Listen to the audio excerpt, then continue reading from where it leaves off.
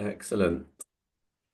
So I think we're ready to start. Welcome everybody. Hope everyone's thawed out from this morning. Um, got yourself a nice warm drink. So we're here to talk about staff training and sort of that continued cycle of staff training within care. We've got loads and loads to discuss. My name's Stephen. I'm the product marketing manager at QCS. Today I'm joined by three incredible guests who all have some great experience within the care industry, compliance, training, and much, much more. So leads me nicely into kind of the next section around that. If you've got any sort of questions, comments, thoughts, just put them into the chat, and we'll try and get to those as we're going through the content to try and make this the webinar a bit more two-way, so kind of a bit more conversational, a bit more interactive for everybody. So yeah, enough from me. Let's get some introductions from our the three panelists today. So let's start with Brendan. Cheers, Stephen. Thank you very much. Hello, everybody. Lovely to be here. My name's Brendan O'Neill. I'm the Technology Development Manager for Minster Care Group. Sounds a bit glamorous. My role really is about making sure the homes adopt and get the most out of the software and the technology that we're using.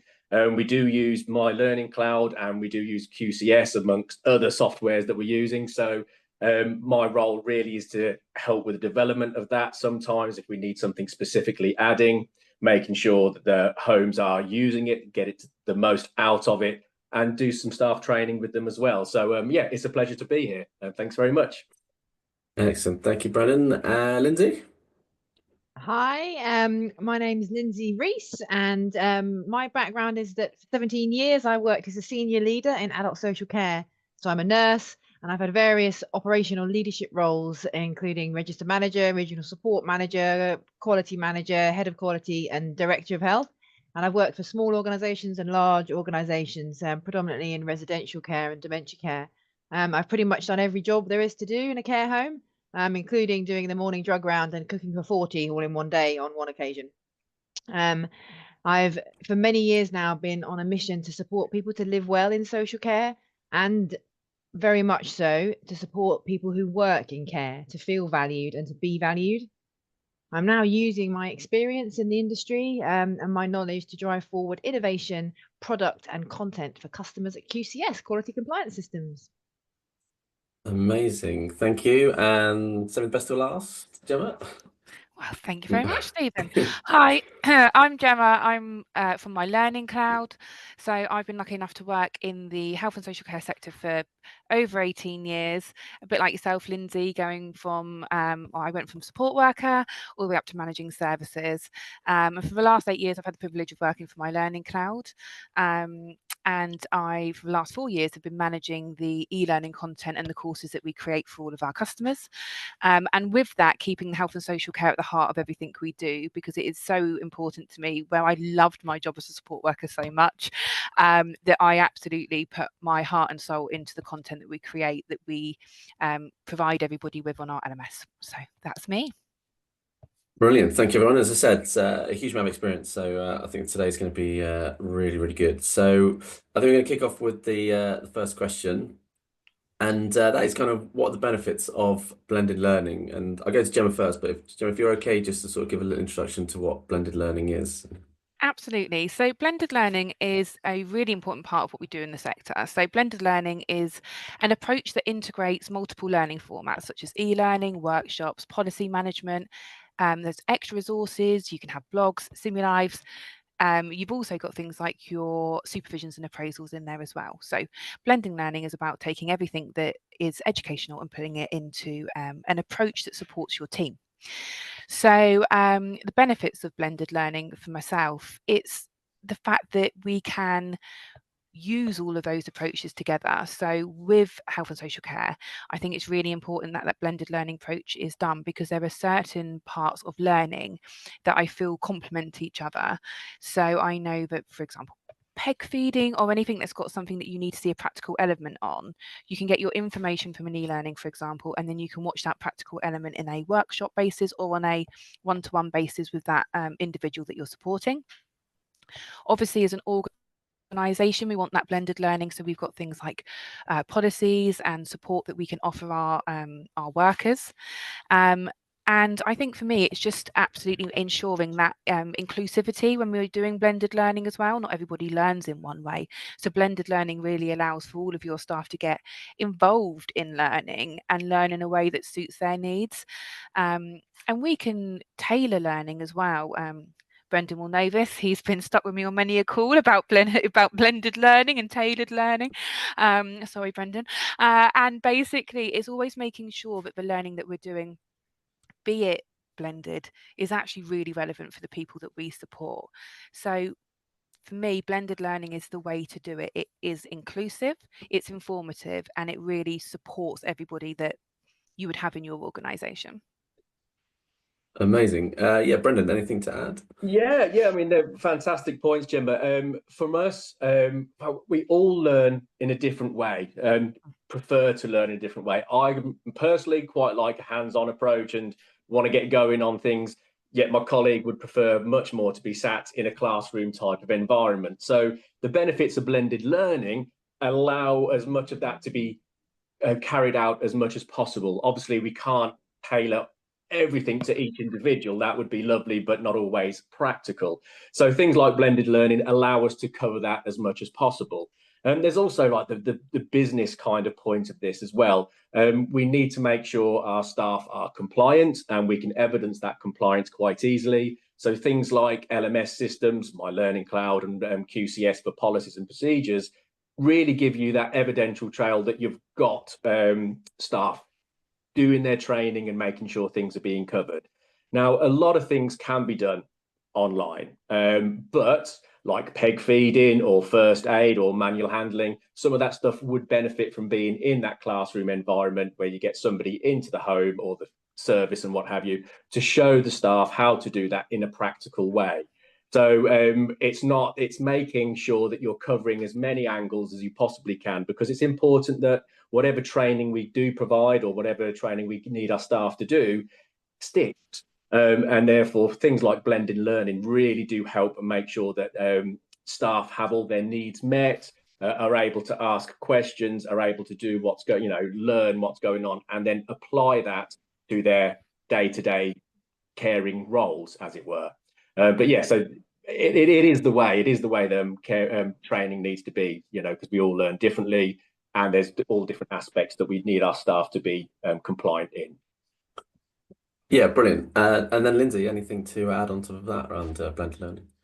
Yeah, absolutely. Great points made by Brendan and Gemma. I think social care really lends itself brilliantly to blended learning. And obviously, we've discussed everyone learns differently, but also the topics in care are very different. Some are super really practical, hands-on, like moving and positioning and peg feeding, as you've mentioned, and some are more theory-based and fact-heavy, like COSH.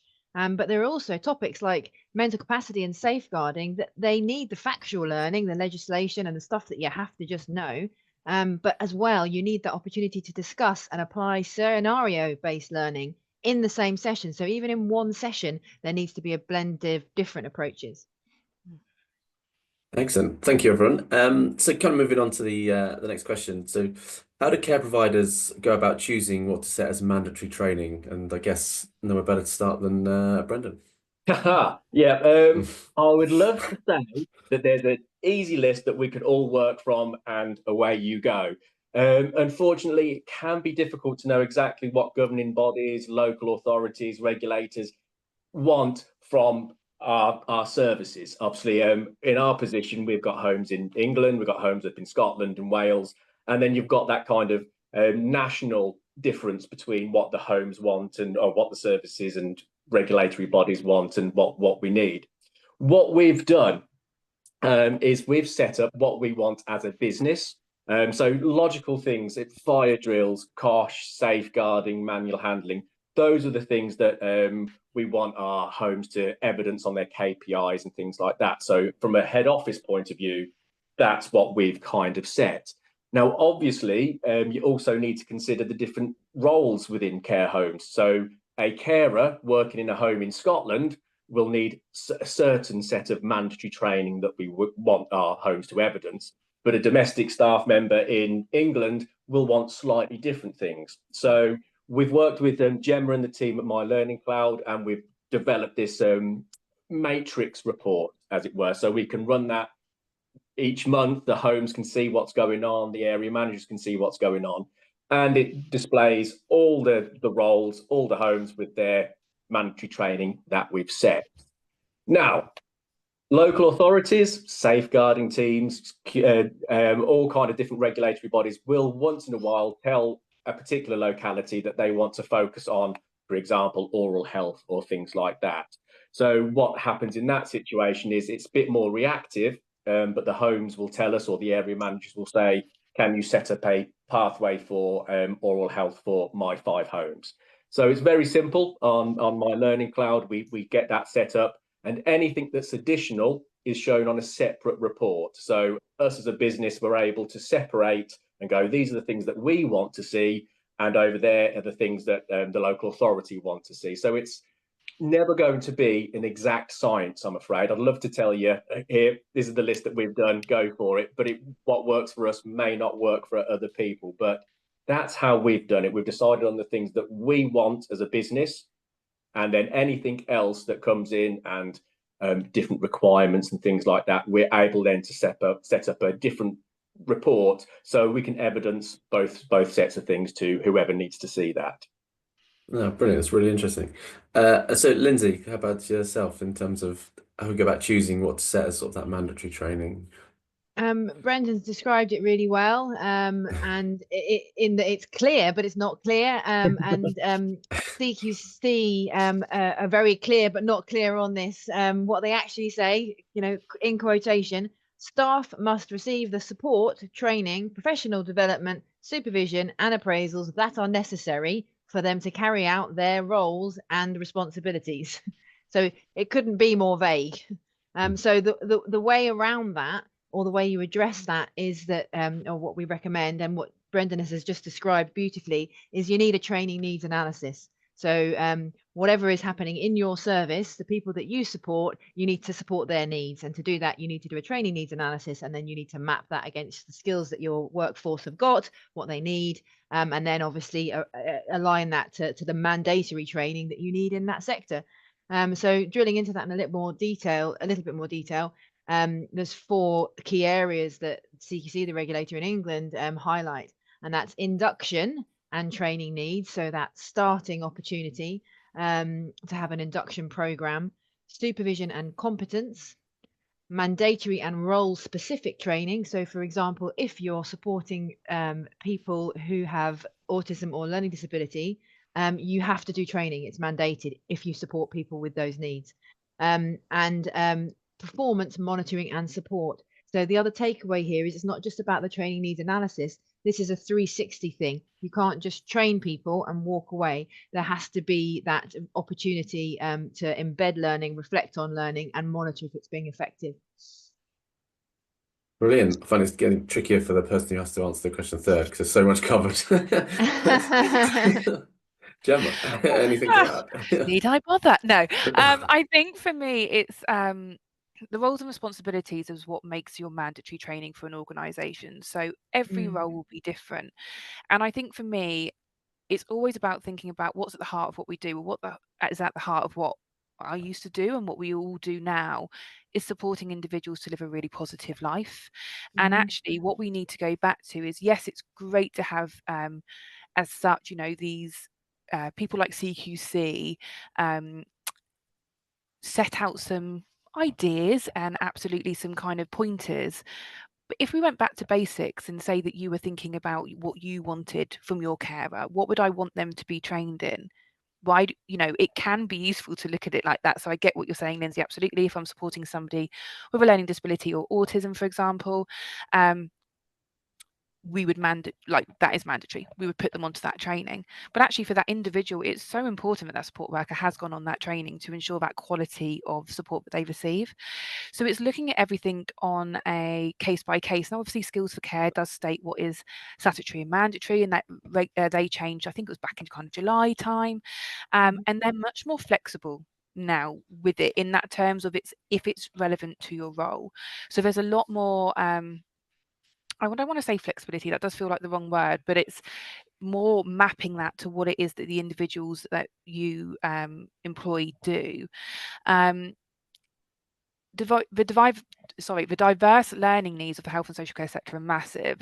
So it is ensuring that no matter who comes into your organisation that requires support, you have that learning available, and or do what you can to make sure that learning is available.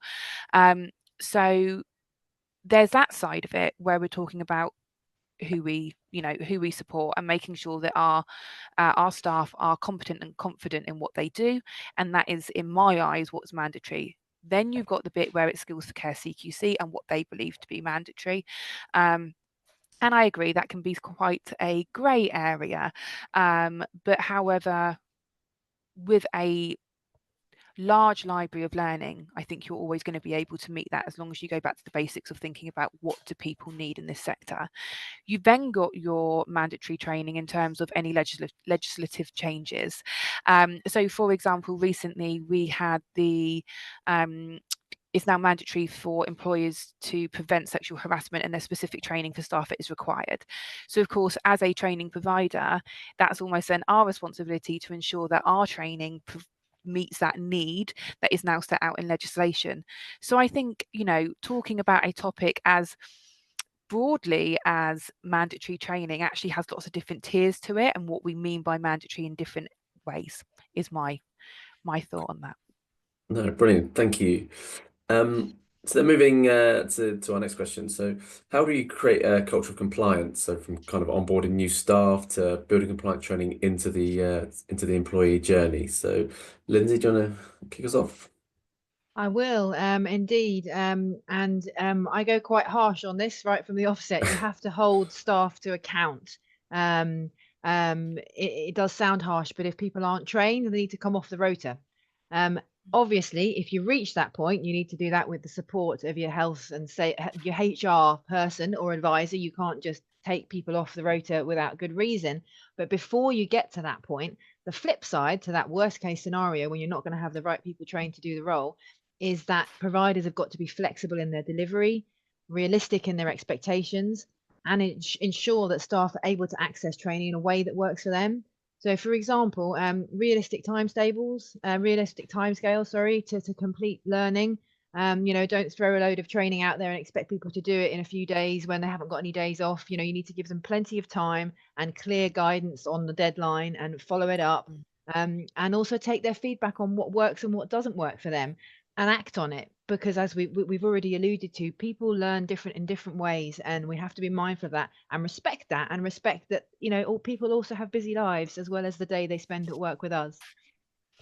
Brilliant, thank you. Harsh but fair. That's why I don't mess with Lindsay at work. Gemma, anything to add? Yeah, no, absolutely. I think you're right, Lindsay. It's one of those things. It's accountability on both sides is a massive part of this.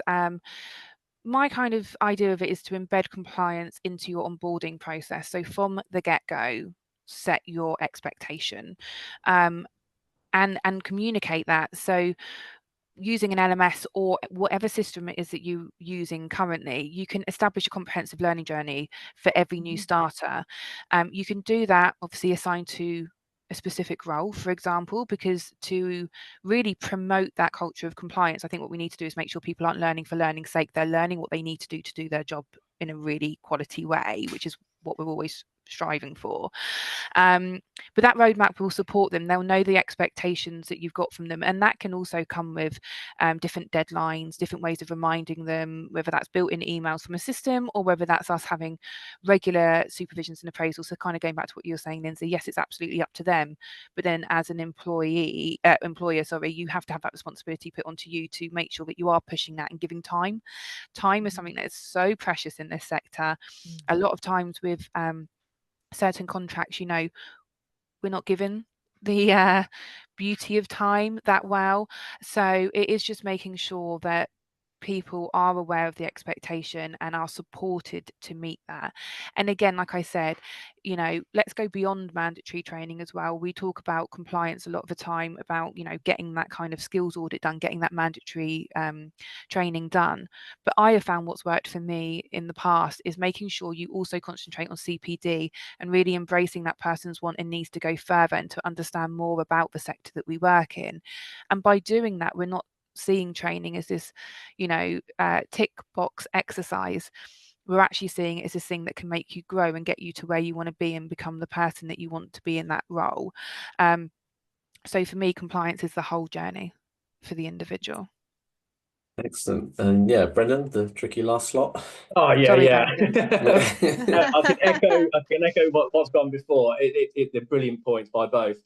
So creating a culture is easily said, but it's hard to do. We've all probably had jobs in the past where we're told that we're like a family here, and when you turn up there, it's just not that. So it's more about what you do rather than what you say. So setting up a culture of compliance. If I'm new or we have new staff, giving them access to policies, giving them access to the e-learning apps on their phone so they can have an idea of what they need to be doing before they even start. Setting out the parameters and saying, Brendan, I need you to have read these policies and have completed this training before we can get you onto the shifts and what have you. So it's simple things like that set the groundwork. But that's all well and good if you're not then going to balance it up with ongoing supervisions, appraisals, and raising training and needs and things like that in team meetings. So it is an ongoing journey.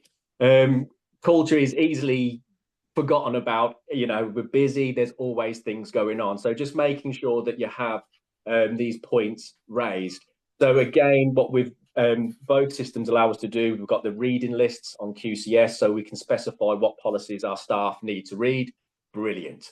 We've highlighted the head office mandatory training on our e-learning systems, and therefore the home specific training looks slightly different. So again, it's just telling the staff, these are the things that we need you to do to be compliant, to be safe, so we can care for our people in the most appropriate and professional way. And this is what we expect from you.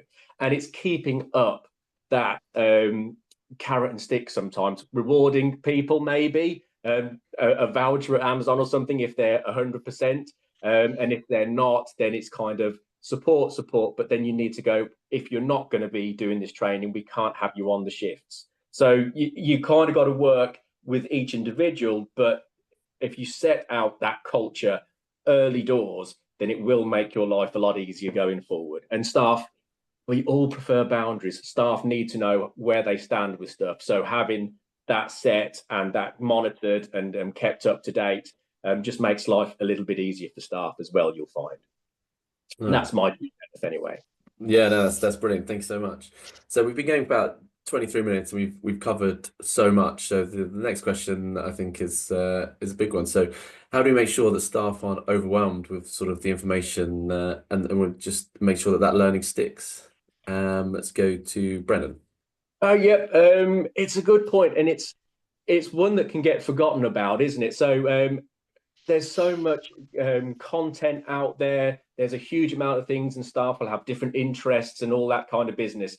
And sometimes it's trying to keep them focused on the thing that you, as a business, need them to have done first. So that's, that would be your primary focus. I need you to have done these 10 sessions, whatever it is. Read these 5 policies, 10 policies, 20 policies, whatever it might be. And then again, it needs to be a topic in your staff meetings. It just needs to be, how are we with the training? Have we read our policies? Where are we? Because you can see your stats, you can see if you're performing well as a home, and you can always raise that and ask, are you struggling with anything? So if it's a topic in a team meeting, that's always useful. What I like about the systems that we use, they've got apps. So it's how staff can approach to do their e-learning and read their policies.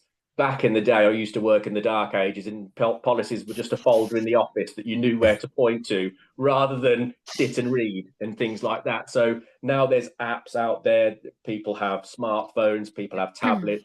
So it's given them access to that information. It's well and good that they've got that access. It's well and good that you're monitoring each month that they're doing it. But in supervisions, in team meetings, how are you doing? Do some shadow shifts and stuff, or check in with them. What would you do in this situation? What's our policy on this?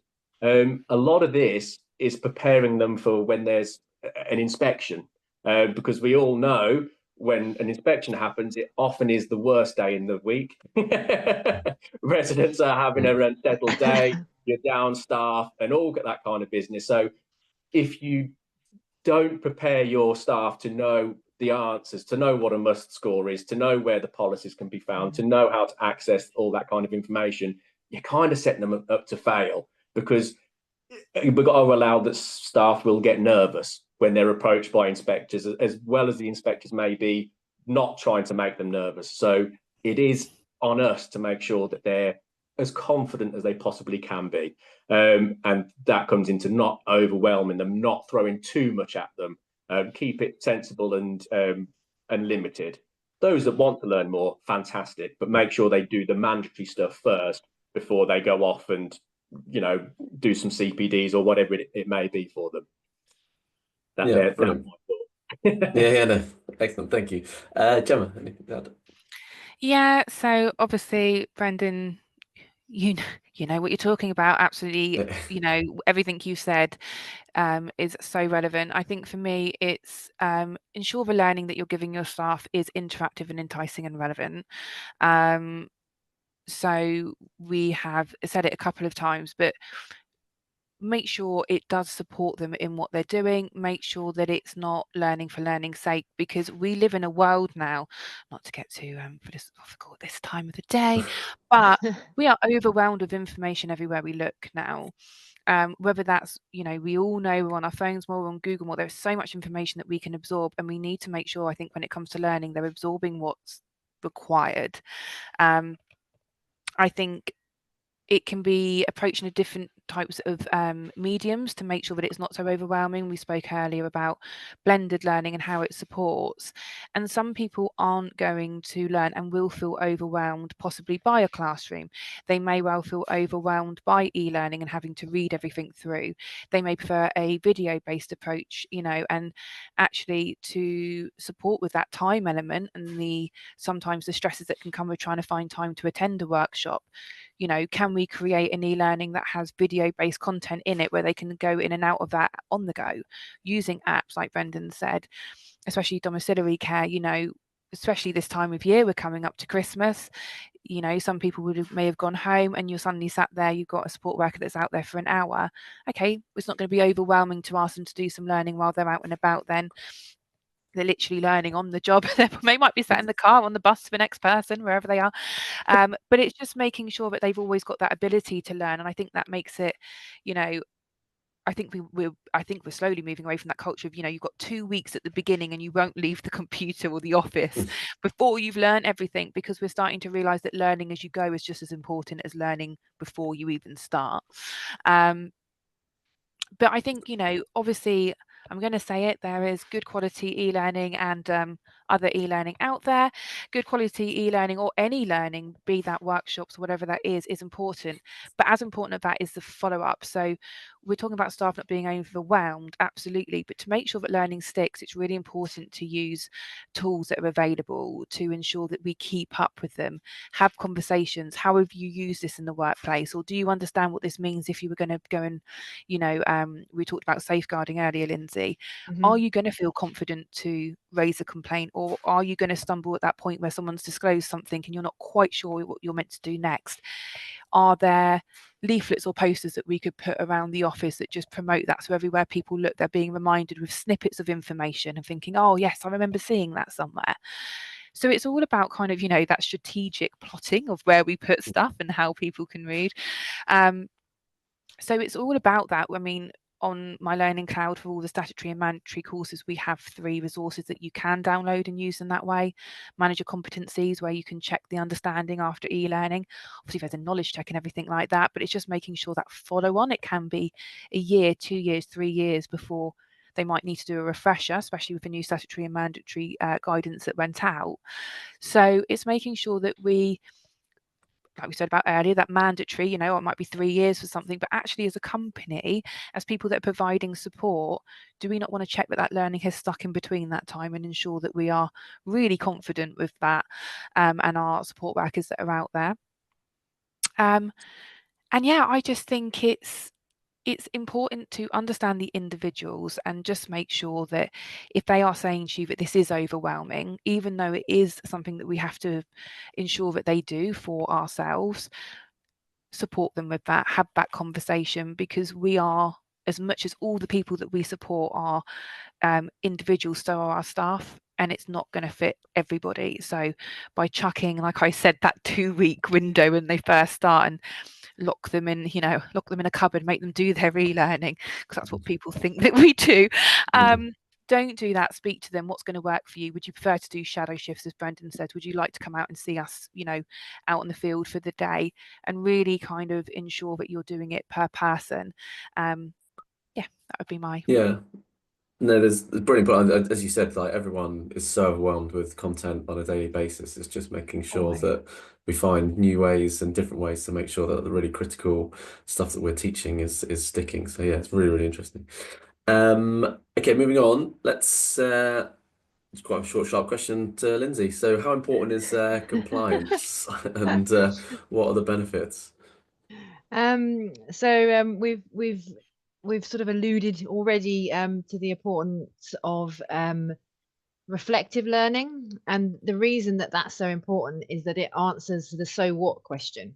So we've talked about it mustn't be a tick box exercise, and I know Gemma and I have spoken before about My Learning Cloud and having the concept of make learning count. And that's how you do that, is with reflection. And I've spoken before earlier around that 360 opportunity. It's not just about the training. And to do that is really important for compliance, because more and more the regulator, particularly CQC in England, are asking us the so what question. More and more they want to see evidence about how people have experienced care, and you need to demonstrate how that people are confident and effective in the care that's being provided. And to do that, to demonstrate that how that learning sticks, you can use reflection, because you then have that document that sits with the staff member's record, and I did some training, and this is what I'm going to continue doing because I was already doing that well. But these are the things I've learned, and actually I'm going to apply these things to Mrs. Jones and Mr. Smith and this other person who has a particular need, and that particular need might be around a particular condition, like for example Parkinson's disease, and it will be, so that learning will be applied to an individual in the environment which is where they're being supported, and that's how you demonstrate effective learning and that the learning has stuck. Excellent. Brendan, anything to add around compliance? Yeah, so compliance is important. It's part of the holistic nature of measuring how your service is performing. If you're a good home and you want to get to outstanding, what are your compliance checks looking like? What's the training looking like? Who's reading the policies? Because it all goes into that evidential trail of when the inspections happen. That'll be something, obviously, that the inspectors will look for. If you're building up a home that's had poor inspections and you're a new team in there and you're trying to get it back to good, trying to build it up, again, compliance is an easy way of measuring your journey on that process. It's great for business. We all prefer to have goods or outstandings in our next to our homes, and people will look at that when they're looking for a home for their loved ones, and it does mean that kind of information. So compliance is important, making sure staff are up to date with their training, making sure they're aware of your policies. It keeps everyone safe. It makes sure your staff are skilled, and it will then lead to part of being a better inspection result for you. So it is a win-win for everybody. Excellent. And then lastly, Gemma? Yeah, so it is a win-win for everyone. I think that is the key thing. It kind of, going through all of these questions so far, it's always thinking about the kind of 3-4 tiers of what we're looking at when we talk about this. So like I said, the people that we support, then the support workers, then the organisation, and then kind of that almost outside view of the business that we're running. I think compliance is just really important. It provides our staff with like the confidence, and they feel competent in what they're doing. And stay a little cheesy line here, but compliance breeds competency. It's that they sit hand in hand. And I think, yes, I agree, Brendan, we want the good, we want the outstanding, like that's what we want to achieve. But compliance is more than that. Compliance is that confidence for the individuals that you support, looking upwards, going, okay, I should be at least getting a really good quality level service here by staff that have done their learning, understand my needs, and that will all be a team effort. And I know that sometimes that can feel a bit tougher than you want it to, but compliance is something that should be easy to report on from an organisational level and an evidential level, but also, as I said, that needs to drip feed down and ensure that we are actually doing it for the benefit of the people that we support and the support workers that are going out there and doing the work. As much as we want that good grade, we want that good grade as well because they're doing so well. Also, compliance supports with things like tender applications and stuff like that as well. You know, the way that we get support contracts as such now, it's a very different world to what it used to be back when the policies were all in that file, Brendan.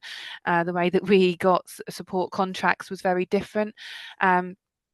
A lot of the time now we are bidding for different tenders, and compliance will become part of that measuring tool for a successful bid.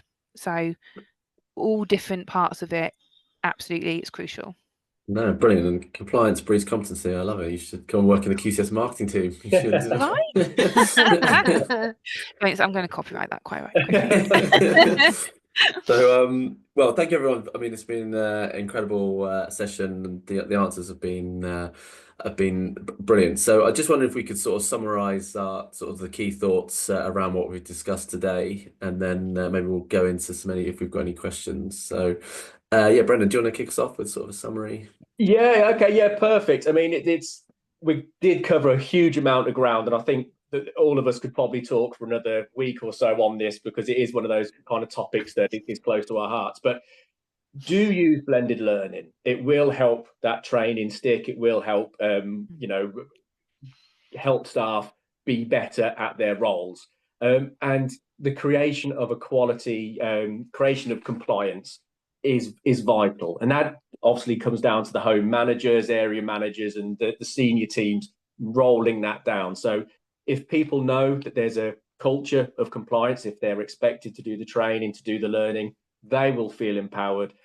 Different types of learning will help them to adapt and learn different skills, and they will feel better. And then you will get better inspection results and things like that. So it is a building on making sure staff are listened to, but trained and supported to enhance themselves. And your service and your service users will only benefit from that.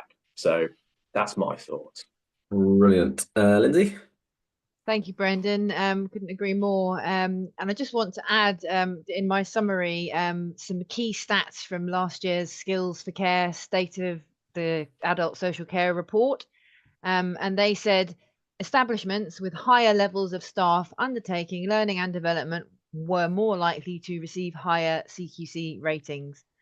They also said that turnover rates were lower in establishment with high CQC scores. And we've mentioned this earlier. We've talked about the importance of onboarding, that journey right from the start when people join an organisation. We know that turnover is a massive problem in social care. And I really believe that one of the key ways to solve that is with great onboarding, great staff support and development. And that starts with great learning. Amazing. And then, yeah, best of last again. Stephen. So I don't want to keep banging the drum, but here I go. So mandatory and CPD, obviously they are there to support the employees and the employees. That is so important from many different points of view, legal, etc. But let's just not forget the reason that we all do this job, why we all got into this sector, is the people that we support, and that training and blended learning, competency, compliance, all of that is about improving people's lives. That is why we do this job. And I just always want to bring it back to that, because as much as obviously we want absolutely great CQC, because that's a shining example of what we're doing anyway, but let's remember that the people that we support should always be our main focus as to why we train people. Yeah, brilliant. Amazing. So we kind of we've got one last slide here. We talk about the next steps, but then well, I'll leave the slide up and then we can go into some questions if we have any. Hands up, I can't see if you've had any questions, so it could be really embarrassing that we Okay. haven't. Yeah, no, But we I just a quick one. I just want to say that if we can scan the QR code, that will take you through to you can get a demo of the QCS system, which will then we can talk you through sort of that training needs analysis, and then talk to you again how we work with My Learning Cloud to fill sort of any gaps in those training and that continuous cycle that we've been talking about today. So yeah, feel free to scan and fill in your details. But yeah, if we have had any questions, someone please take over my slightly suspect hosting of this webinar and I've got your back. I've got your Okay, back, thank you. Stephen. There have been a couple of questions, which is great to see. Excellent. Thank you very much. So there's one particular question which I'm happy to answer, but there's several others. So let's start with an easy one, I think. I'm going to assume, I think Brendan will probably be able to answer this really well. Okay. It's coming, Brendan. Would the reflection on training be part of supervision for staff? I think personally, I think it probably should be. It should certainly be a topic within supervisions, appraisals, and as I said earlier, team meetings. Checking in with staff, again, making sure they're not being overwhelmed. Have you done your training? How did you find it? Anything you're struggling with, anything that I as a manager could help you with or help you understand? Do you need to do it again? Would you like to sit with somebody or what have you, whatever it might be? The more you check in about the training and things like that, the easier and quicker you are able to respond if staff are struggling or and things like that. Staff aren't always the best equipped, or they're not always confident to come to managers and tell you that they're struggling. So it's always important in supervisions, appraisals, and anything like that, just to sit them down in a safe space and go, right, how are you finding it? Anything that you're struggling with, anything I can do to help. And that will, again, feed into that culture of compliance, and staff will feel valued, and you will get better staff teams out of situations like that.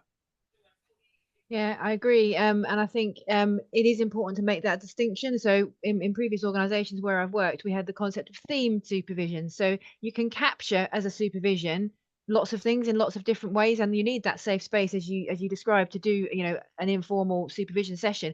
But if you have a theme supervision on a particular topic that you want people to reflect on, that becomes a really nice positive space in terms of an opportunity to learn and capture that learning. But I'm always a believer of two birds, one stone. You might as well count it as a supervision because you can put it on your supervision matrix. But you just attach that reflective learning account at because that was a theme supervision on a particular learning topic, and you've done a reflection and you attach it with it. Would be the way I would approach it. Brilliant. Yeah, great idea. Yeah. So there's mindful of time. There's a question here about where would I find the mandatory office staff training list? And I will see who wants to jump first on that, Gemma or Brendan. And I think before while you've got some thinking time, what we were talking earlier, I'm feeling about is the training needs analysis that needs to be done. And so every site, every location will be slightly different, but there will be some mandatory training that is a requirement for all staff in an establishment. An example of that would be fire safety. I don't know if anyone else has got to add to that. Yeah, so fire safety would be one. Manual handling would be certainly something that you can do. Safeguarding would be one that we offer. You know, think that staff need to have as well. In regards and it's specifically office, it's specifically office staff, and so this person's asked about sort of, I'm guessing, admin staff. And so, like from a moving and positioning point of view, that might be the difference between moving and positioning of people or moving and position of an object. Of object. Yeah. We have an office suite, Brandon. I don't know if you use our office suite on the system. So No. we have a specific set of our courses that we have done for people working in an office. So it takes it away from that health and social care sector area that we, you know, we love. And what we've done is, you know, kind of strip that back and made sure that can be used, because a lot of care companies, what we find nowadays is obviously they do have large admin teams as well, whether that be people in, finance, admin, HR, etc. And actually their training needs weren't always being met as well. So we took a step back and was like, right, as an organisation, we need to absolutely cater for all. We can't say that we cater for everybody. If we're not catering for everybody, that would be wrong. So we have got an office suite bundle available, which would support your admin staff, and that does include all those things that you guys just spoke about, fire safety, manual handling, just things like DSE, if we're using equipment. So we have got absolutely your cyber security, all of those kind of, the ones that are more of a not as much of a fluffy subject, shall we say. They're much more of a here's the information, make sure we're doing it right. But still, we have got those available. So in terms of mandatory office, yeah, we have all of that available on our system. And like I said earlier, if you were to use them as part of that onboarding, even for your, for your office staff, you can set that up as a learning journey. So as soon as you pop that member on there, they've got all that training ready and available for them. Fantastic. Brilliant. Thank you. There's one more question. Sorry, Lindsay. To go back to your earlier question about the mandatory list. Yeah. So if you work for us, we put together a document that we send out to our homes saying this is the training that we want you to have. When you log into My Learning Cloud as a staff member of Minster or Amicura, we've specified the training with a head office. So it'll tell you these are the head office training that we want you to do first. And then, so again, coming back to previously within the webinar, not being overawed, staff can sometimes, depending on the home set it up, could have 20 sessions of e-learning. How do they know which ones to start with? How do they know which ones are their priorities? So we've specified that with highlighting it as head office. So this is the one that head office has set. So that's the ones that staff are supported to start with first. Sure.